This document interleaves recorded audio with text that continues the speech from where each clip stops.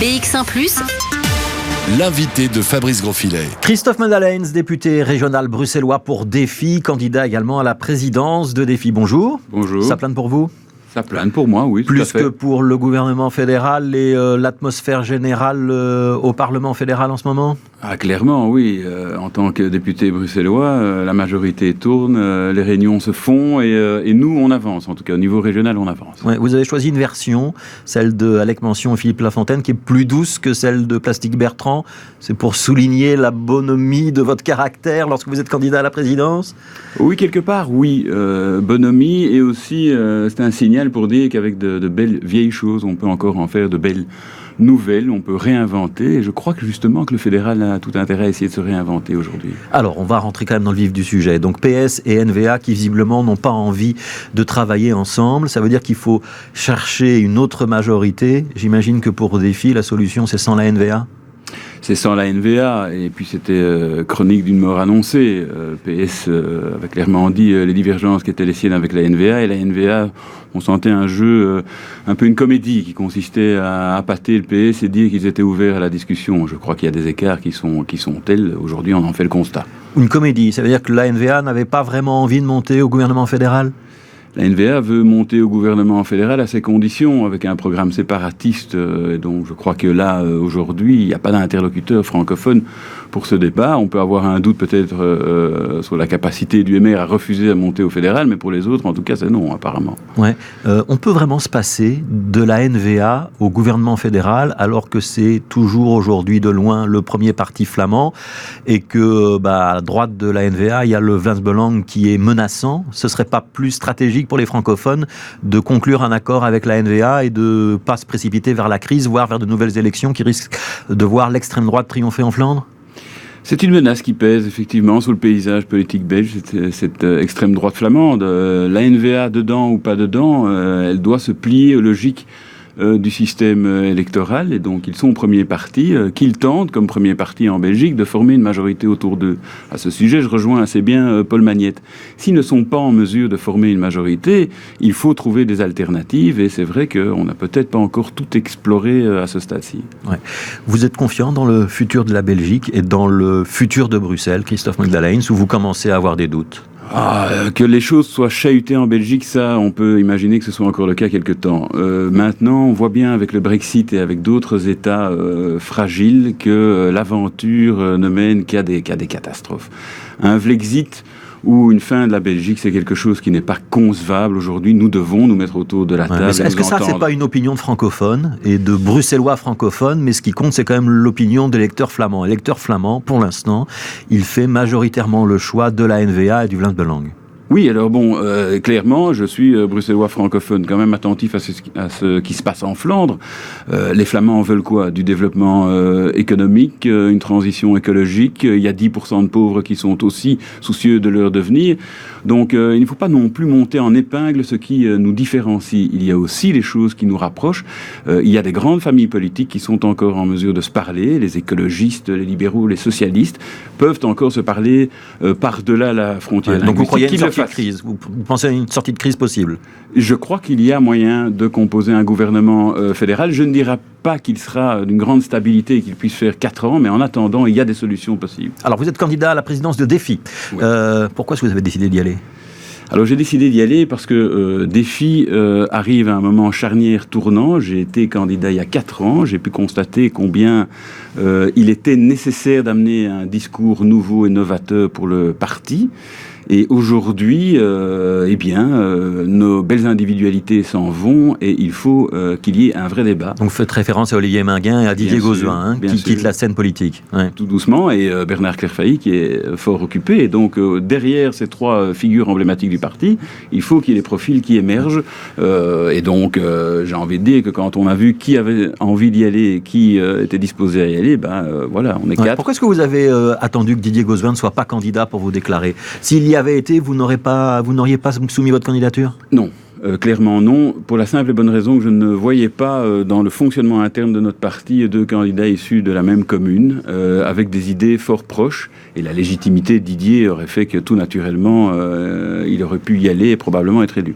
Ouais, c'est pas un peu un mauvais départ de candidat, ça de se dire j'ai hésité à y aller et c'était si Didier Gauzen y allait, c'est lui qui allait devenir président et j'étais pas candidat. C'est pas manquer de confiance dans vos convictions et votre programme. Oui, alors je ne dirais pas ça, mais en tout cas, oui, je me suis retrouvé dans une situation qui n'était pas des plus confortables. Maintenant, le timing de Didier a été un choix qui lui est personnel. Il aurait pu m'avertir bien en amont et j'aurais pu être candidat bien plus tôt. Ouais, il l'a pas fait. Il n'a pas souhaité le faire, c'est son choix. Vous avez dit, c'était une interview dans le journal Le Soir le 18 octobre, je ne serai pas un hyper-président. Ça veut dire quoi ? Mais aujourd'hui, notre parti repose sur les belles individualités dont je parle. Demain, il va falloir changer de fonctionnement et ce changement de fonctionnement passe par passer vers un parti qui utilise la totalité de son potentiel RH humain. Et donc, Christophe Magdalene sera un coordonnateur des ressources, sera un animateur des structures, mais ne sera pas celui qui va capter la totalité de la lumière et des médias. C'est une critique en creux de ce qu'a fait Olivier Minguin ces dernières années, qui était un hyper-président très présent dans les médias ? Olivier Minguin avait cette capacité de le faire. Je crois que tout le monde s'en est réjoui pendant de très nombreuses années. Aujourd'hui, nous passons, à mon avis, dans une ère nouvelle avec des personnalités différentes.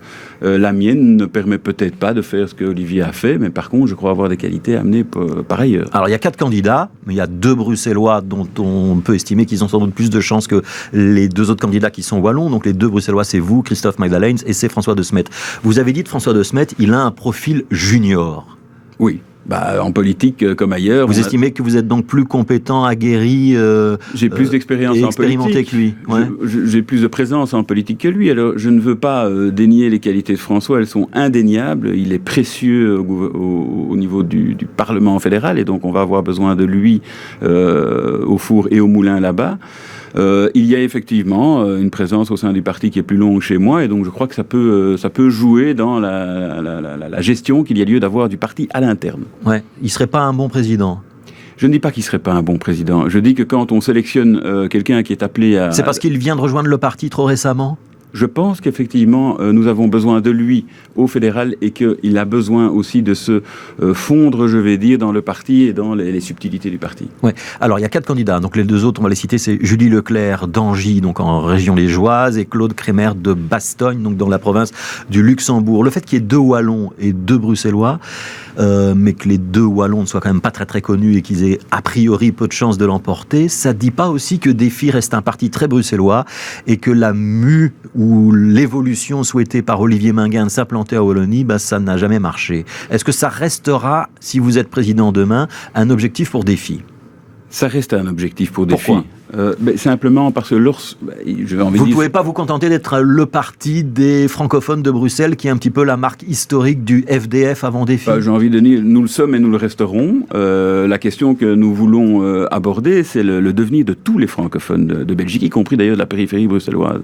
Et donc face à cela, notre souhait c'est de grandir et de nous implanter en Wallonie. Mais j'ai envie de dire que par rapport à ça, et même à Bruxelles, rien n'est jamais figé. Donc la carte politique est une donnée aujourd'hui. Je crois que nous allons croître en Wallonie, mais il y a aussi peut-être à un moment donné des lignes qui vont bouger. Ouais, ça fait 10 ans qu'on dit que Défi ou l'FDF vient s'implanter en Wallonie, ça n'a quand même pas très bien marché. Il n'y a toujours pas un parlementaire wallon qui soit un membre de Défi. Non, c'est clairement un constat d'échec quand même, ça, non ? C'est en tout cas une déception. Ouais. C'est en tout cas une déception. Il faudrait remplacer le F dans Défi de fédéralisme par francophone. Oui, moi c'est ma conviction depuis le départ. J'étais pas le premier et le chaud partisan du changement de nom. J'avais demandé le maintien du francophone parce que c'est une identité. Défi, lorsqu'on est passé à Défi, il fallait entretenir son identité. Le F, c'est notre identité. Fédéraliste, c'est très bien, c'est un programme politique pour l'Europe et pour la Belgique, mais je crois que notre identité est francophone et qu'elle mérite d'être répétée. Merci Christophe Magdalene d'être avec nous dans ce studio. Vous allez écouter le journal dans un instant et puis on se retrouvera dans une dizaine de minutes pour commenter le reste de l'actualité. Je signale qu'il y aura sur BX1 un débat avec les 4 candidats à la présidence de Défi, c'est-à-dire donc Christophe Magdalene, François de Smet, Julie Leclerc et Claude Crémer. Ce sera un débat qui sera arbitré par Michel Gaillard dans l'émission Versus et ce sera le 27 novembre. Pour ceux qui veulent se faire une idée, je signale que l'élection à la présidence de Défi, ce sera le 1er décembre. C'est pas par correspondance là, c'est un congrès, il faut se déplacer pour voter, c'est le principe. Merci Christophe Magdalene. BX1+. L'invité de Fabrice Grosfilet. Mais tout de suite, on va retrouver Christophe Magdalene. Il y a un petit problème d'enseignement des langues dans l'enseignement francophone ? Et on a un petit déficit par rapport à nos amis flamands, par exemple. Donc, justement, un défi, on voudrait avoir une réflexion approfondie, non pas sur les écoles bilingues qui nous paraissent être un symbole intéressant, mais pas déterminant, mais sur l'enseignement des langues dans tous les établissements de la communauté française. Ouais, pourquoi vous voulez pas d'école bilingue à Bruxelles, alors que c'est quand même plus ou moins évoqué dans l'accord de gouvernement? On en a beaucoup parlé lors de la campagne électorale. L'ULB et la VUB ont un projet. Vous ne voulez pas le défendre, ce projet? Alors, nous n'allons pas défendre ce projet en tant que tel. Maintenant, la VUB et l'ULB collaborent. S'ils collaborent sur de l'enseignement secondaire, on ne va pas l'empêcher non plus, in fine. Un projet pilote, c'est toujours intéressant, mais un projet pilote ne s'adresse qu'à quelques personnes. Nous, ce qui nous inquiète, c'est l'apprentissage des langues maintenant et permettre à nos jeunes d'être bilingues, trilingues dans un avenir aussi court que possible. Ouais. Mais donc, ça veut dire pas spécialement avec le néerlandais? Il faut que, quand on parle d'un enseignement multilingue, ça veut dire qu'on doit inclure l'anglais, éventuellement l'allemand? Je trouve que le débat qui exclut l'un pour l'autre n'est pas à niveau. Il y a moyen d'avoir une qualité d'apprentissage en anglais, en néerlandais et peut-être même dans une troisième langue. On sera dans un instant en direct de Famiris, qui est donc le nouvel organisme qui sera chargé de payer les allocations familiales à Bruxelles. Bernard Clairfeuille a déjà participé à des stress tests. Il va communiquer donc aujourd'hui sur la question. On lance une campagne de communication. Vous êtes serein et tranquille, ou est-ce que les parlementaires bruxellois craignent qu'il puisse se passer à Bruxelles ce qui s'est passé en Wallonie, où il y a eu un petit bug au démarrage de ce transfert? Non, l'information qui nous a été donnée, notamment en commission, est que l'ensemble des tests sont favorables et donc il n'y aura pas normalement de couac à Bruxelles. Et il faut le souligner, pour une petite région comme la nôtre, prendre en charge un pan comme ça de sécurité sociale et finalement aboutir dans de bonnes conditions, ça mérite d'être souligné et salué. Ouais, c'est pas la preuve qu'on peut aller vers une régionalisation progressive de la sécurité sociale? Mais on peut faire des tas de choses, y compris, bien sûr, régionaliser la sécurité sociale. La question de la solidarité se pose pas entre régions, entre répartition entre régions. Plus il y a de personnes contributives à un système de sécurité sociale, plus il est sain et équilibré. Ouais. Donc là, vous êtes sur la même longueur d'onde que le Parti socialiste quand il dit on ne doit pas toucher à la sécurité sociale. Si on touche à la sécurité sociale, on commence à démanteler l'État belge. Ça fait partie du démantèlement de l'État belge. Un élément aussi, c'est que nos amis flamands viennent toujours avec des pans de la sécurité sociale qui les avantagent. On sait très bien que les pensions, par exemple, ne sont pas nécessairement quelque chose à régionaliser pour eux. C'est pas la première chose qu'ils mettent à l'agenda, du coup. Ouais. Demain, si on doit avoir une grande réforme de l'État, est-ce qu'il y aura des inquiétudes sur le statut de Bruxelles? Il y a toujours des inquiétudes sur le statut de Bruxelles. La co-gestion nous pend au nez en permanence. Les Flamands ont ça comme projet, c'est de co-gérer Bruxelles, finalement, avec des acteurs qui sont extérieurs à la ville capitale. C'est inacceptable pour des filles, et donc nous serons très vigilants à cet égard. Ouais, avec 2 députés seulement à la Chambre, c'est difficile de peser dans le débat. C'est difficile de peser dans le débat à la Chambre. Maintenant, les Bruxellois choisiront pour eux-mêmes, et là, des filles vraiment. pèsent. Oui, je pense que les Bruxellois, aujourd'hui, le fait régional est quelque chose qui ne peut plus se contester. Même si la Flandre pense l'inverse, et si la Flandre essaye d'imposer dans une réforme de l'État qu'on retouche le statut de la région bruxelloise. Mais on espère quand même que les autres partis francophones vont avoir un peu de consistance par rapport à ça. Et on ne nous imposera rien si les partis francophones ne sont pas d'accord. Il faut un front francophone maintenant? Je ne sais pas s'il faut un front maintenant, mais lorsque le pire sera sur la table, il est probable que les francophones devront se rassembler. Qui doit l'organiser, ce front francophone? Le premier parti francophone va évidemment être à la manœuvre. Donc c'est le Parti socialiste? Je dirais le Parti socialiste maintenant. Demain, si le MR est première force, ce sera le MR. Merci Christophe Magdalens d'avoir été l'invité de BX1 ce midi. Merci à vous.